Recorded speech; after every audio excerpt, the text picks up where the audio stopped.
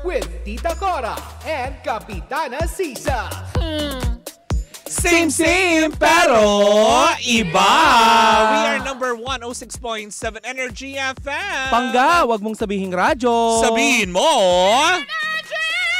O, diba? Siyempre sa mga oras na ito, mga pangga, naku, kung ikaw ay namang problema, dahil ikaw wala ng budget, tumutok ka lang, makinig ka ngayon dahil eto na ang pagkakataon mong magkaroon ng 500 pesos para sa ating... Pangga Bingo Plus Panalo! Oh, ha? Yan. Perfect. Diba? Paikot-ikutin natin. Ayan. Bing, paikutin mo na. Paikutin mo na ang ruleta para makakuha tayo ng lucky cards for the day na kung saan nga naman na pwede kang manalo ng 500 pesos. Wala kayong pwedeng gawin na kung hindi tututukan lamang. Ang dami nun. Tututukan. Diba? Dami, hindi lang isa lang. nakatutok nun, Mare. Tutukan. Ay mo nun. Ang sarap. Ang saya nun. Ay, Mare, pasalamatan ko lang Siyempre, ang pamunuan ng Bingo Plus. Oo, diba? Batiin lang natin sila dahil sa pinadala nilang jacket. No? Correct! Salamat. Diba? Thank you so much po. Ayan. Diba? Sa napakaganda namin mga jackets. Yes. Diba? Na nakakaloka Uy! to the highest level. Eto na! Ang lucky card for the day para sa programa Baklitas ay 10 of Spade. Ay, diba? Dahil ang barahang itinuro ng ruleta ay 10 of Spade. Diba? Wala kayo ba pwedeng gawin kung hindi tandaan lamang tignan. At alam mo, ilista mo na.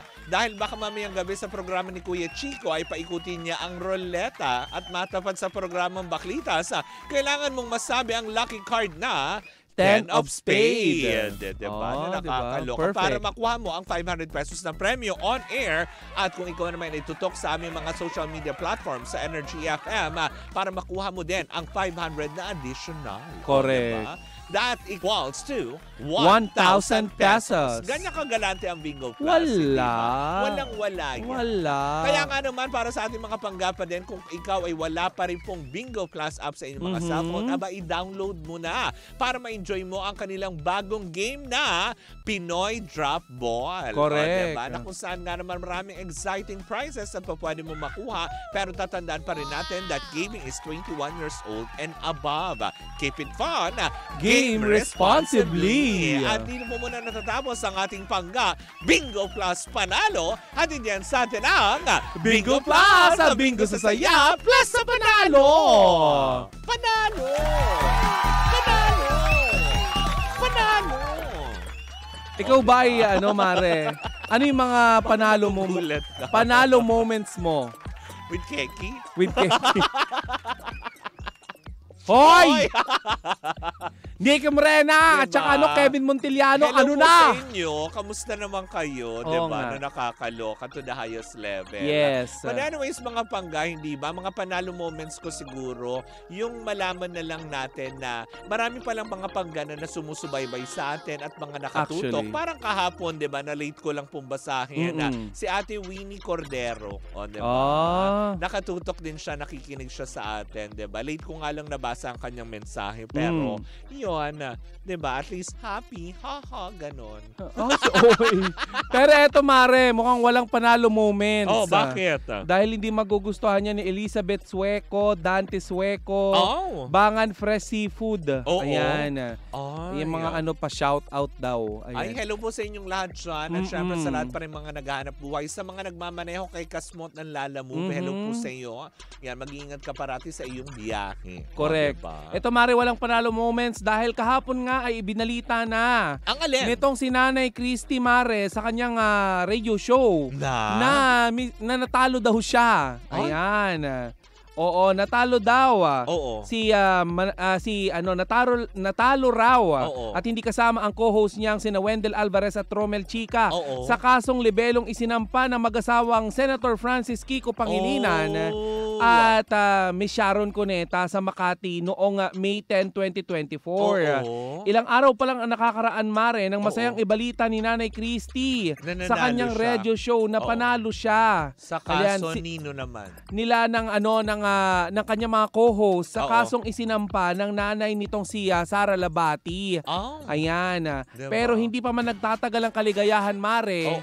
Itong si Nanay Christy nga ay nagsabi na di umano ay hindi siya nanalo. Nanalo sa kasong isinampa sa kanya nitong si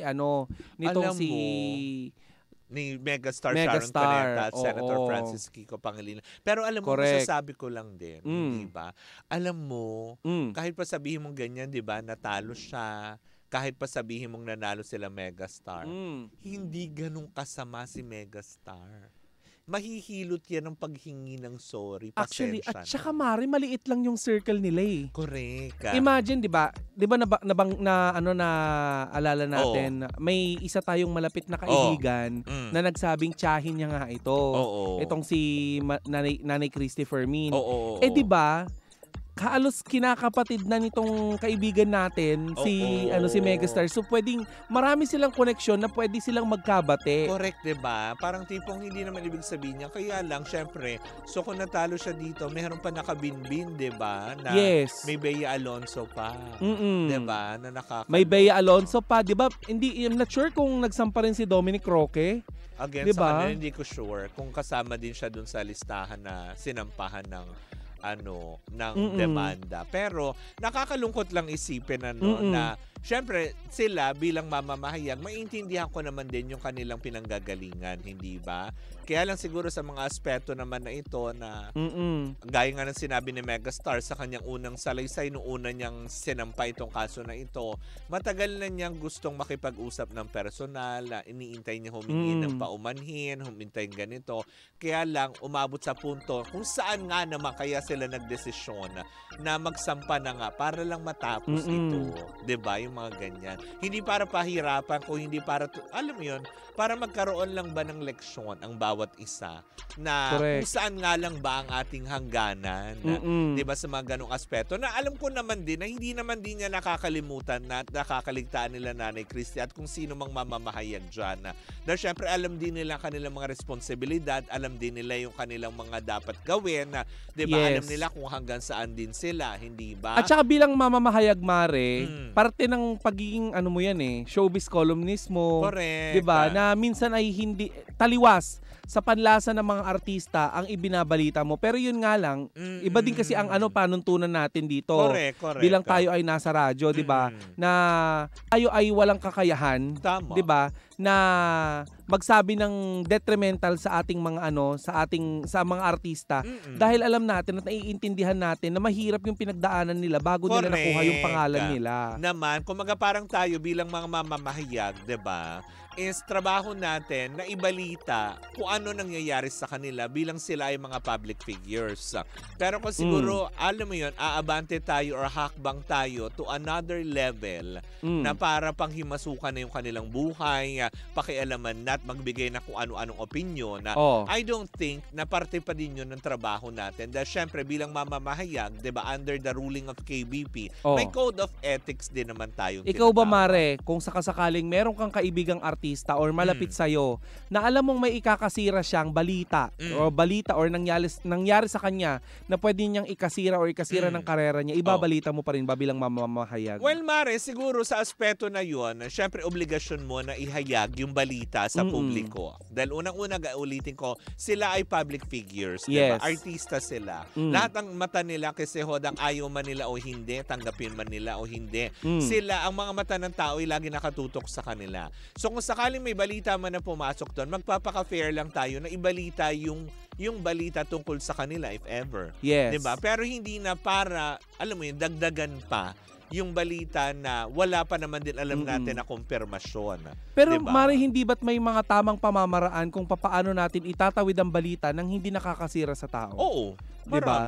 Kung lahat siguro ng tao ay ginagawa ito or lahat ng mga mamamahayag ay ginagawa ito, maaring wala ng kasuhang mangyari. Siguro, yung mga tipong kasi minsan nahahaluan na kasi minsan ng mga personal na opinion, na yung mga personal na kung ano man, na ang ending nawawala na sa konteksto yung balita na ibinabalita. Oo. 'Di ba? We're not telling na sila Nanay Christy ganun sila ha. Oo, may kanya-kanya tayong kasi syempre sila talagang institusyon na sila. Yes, at mataas ang respeto natin sa kanila. Correct, hindi ba? Hindi lang sa kanila, kundi sa ilan din mamamahayag na nakakasama at nakakahalubilo din natin sa mga events na pinupuntahan natin, 'di ba? Na hindi marunong mag-excuse. Hindi totoo, 'di ba? Pero yun nga, 'di ba? Pero may mga ilan-ilan lang talaga na medyo talagang alam mo yun, dahil syempre nagpapangalan sila, 'di ba? So nagpa-power trip sila na akala nila ay para bang hawak nila ang mundo.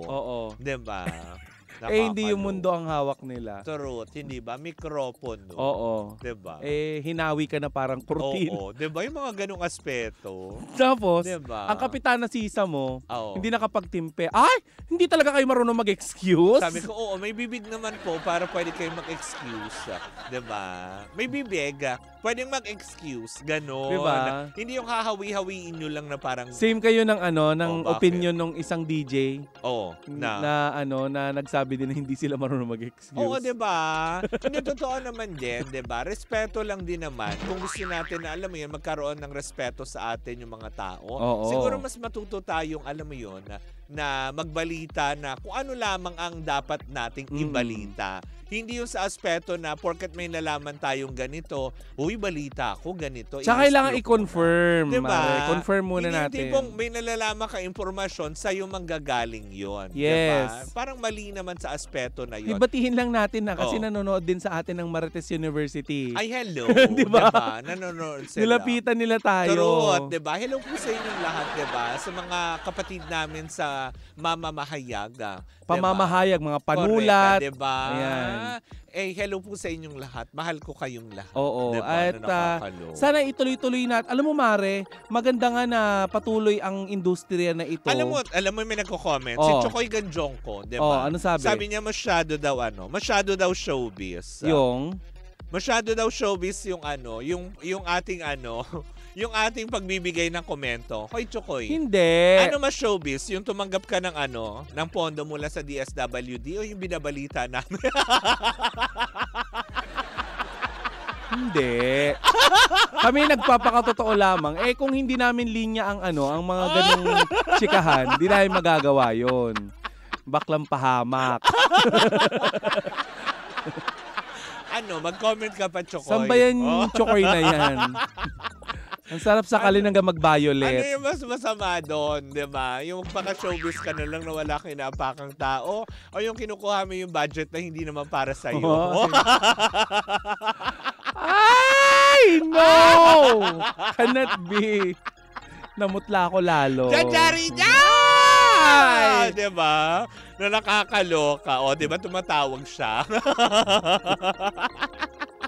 Diba? Nakakaloka. But anyways, diba? So much to that naman. Diba kumanta tuloy si Nanay Christy? Jajari! Diba? Yung mga ganong aspeto. Pero, diba? Dapat intindihin lang din natin na sa mga ganong bagay, dapat, ano yun? At saka intindihin din natin minsan si Nanay Christy na trabaho din niya yun. Correct, diba? Tsaka marunong naman din mag-sorry si Nanay kapag alam niya mali siya. Napaka-humble din naman niya, diba? Which is yun lang din naman ang iniintay din ni Megastar, diba? Na sabi ko nga, natalo man siya technically dito sa kasuhang ito, magkakabati ang mga magkakaayos yan, dalawa na yan. Diba? Yung mga ganong aspeto. May mga may mga away na ginagamot ng panahon. True at hindi ba na nakakaloka? Kaya ako naman din sa inyo, diba? Give peace. And diba? Give love on Christmas Day. Dahil ilang araw na lang Pasko na. Oo, diba? Mali mo, ito yung magandang daan para sila ituluyang magkabate. Diba? Hindi naman din habol ni Megastar na, nanalo ako sa kaso, magbayad ka naman. Walang ganun. Oo. Dahil diba, aanhin niya yung mga diba? Siguro ito lang yung way para makapag-usap sila. Maaring in a hard way lang nangyari. Pero at the end of the day, at least ito na yung Pero alam mo, may chika nagbukas talaga ang na daan sa pinag-usap. kanila. Nag-reach out daw. Parang may ganun daw na nag-reach out. Then well and good kung nag-reach out nga. Si Casey Concepcion. Ay, talaga? Maraming mga inilabas na napahayag si Nanay Christy dati na kesyo si Megastar daw hindi maputput sa call. Mga ganon. Busy daw si Nanay Christy. Diba na nakakaloka? Ay, yung mga issue ng talaga magkakaibigan na inilabas. Maraming ganyan na kapag nagkaroon ng hindi na pagkakaunawaan, yung mga issue yung magkakaibigan, mga screenshot, inilalabas ninyo na dapat sa inyo lang. Diba? Yung mga ganong aspeto, diba? Gaya na sinasabi ko nga, diba? Kapag may nagsabi sa inyo, yun lang siguro yung mali nung iba. Kasi pag nalalaman, and you have the authority to talk, diba? Most especially on the microphone, diba? Na parang tipong, hindi mo na kasi kailangan i-splook yun, Para saan? Para, sabihin na nga natin, syempre, sa ganitong, larangan, diba? Unahan talaga ng balita. Correct. Pero para manggaling sa'yo, at alam mo naman din malapit sa'yo, yung mga taong ibinabalita mo, siguro wag nang dagdagan. Correct. Maraming ganyan kahit hindi sa showbiz. Correct. Maraming mga ganyan, yung mga mahilig mag-provoke ng mga mga sali-salita, tapos pag nagsalita ka through chat, i-screenshot ka. Ay, kilala ko yun. Wala Hindi. na siya, diba?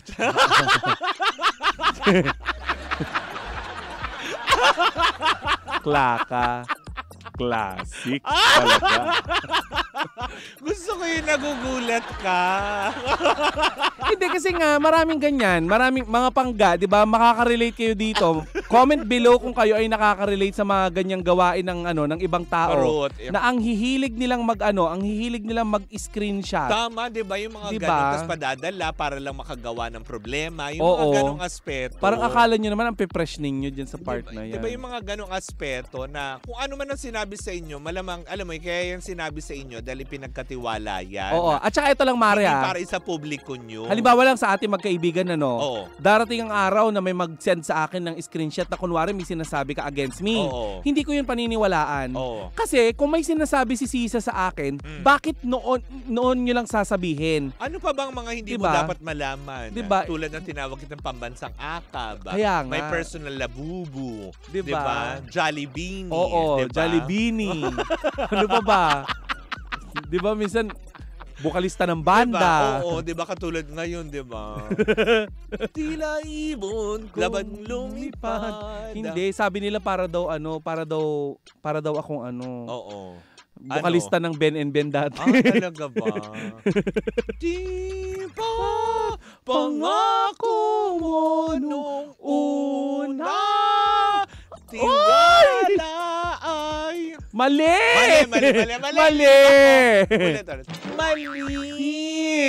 Hindi magpaalam na tayo. But anyways, naubos ng enerhiya natin dahil buong linggong pagchichismisan. Truth, hindi ba? Friday na, Mare. Ano gagawin mo bukas? Bukas. Ay, hindi. Magkasama tayo bukas kasi pupunta tayo ng Quezon. Oo. Diba yung mga ganong aspeto. Pero... yun. Kaloka. Pero yun ang nakakaloka to the highest level, hindi ba? Siyempre, ayan, weekend na naman, mag-iingat po kayo sa mga kayo nagpaplanong magbakasyon o di kayo magsaya. Lagi yung pakantabayan na mag-iingat parate, hindi ba? Lalo pa yung pabugso-bugso ang buhos ng ulan. Diba? At siyempre, huwag niyong kalimutan lagi na uminom ng MX3 para kahit papaano tulong yan madagdagan ang ating resistensya. Correct. Maging malakas tayo, lalo pat papalapit ang Kapaskuhan. Relasyon nyo nga na pag di ba poprotektahan nyo. Di ba? Napoprotektahan nyo nga yung inyong relasyon. Yung pa kayong... May kakilala ako nag-aawa. Wala na. Hindi ka pa ba di ba hiwalay na nga, nagka-pelikula pa? Talaga ba? Ay naku, magpaalam na tayo para makapag-usap tayo off the air. Hindi kita kinakaya. Pero kapag muli mo ako si Kapitana Sisa. At ako naman po ang maraming chika off the air na si Tita Cora. And we are still same pero iba. Tuloy-tuloy pa rin po ang ating tugtugan. Siyempre dito po lamang yan sa number 106.7 Energy FM. Huwag mong sabihing radyo. Sabihin mo!